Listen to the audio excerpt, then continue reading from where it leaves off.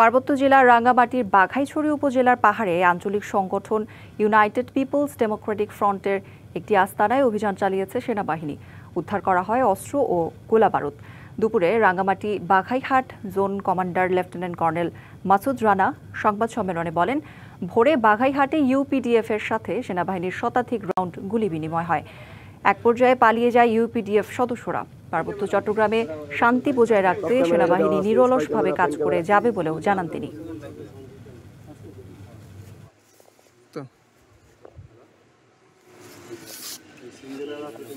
পার্বত্য চট্টগ্রামের সশস্ত্র দলের বিরুদ্ধে সাধারণ জনগণ যারা শান্তিপূর্ণভাবে বসবাস করছেন তাদের প্রতি আমাদের পূর্ণ শ্রদ্ধা ও সহানুভূতি রয়েছে এবং তাদের জানমালের নিরাপত্তায় রক্ষায় আমরা বদ্ধপরিকর। আমরা দিনরাত নিরলসভাবে কাজ করে যাচ্ছি এবং ভবিষ্যতেই এই ধারা অব্যাহত থাকবে।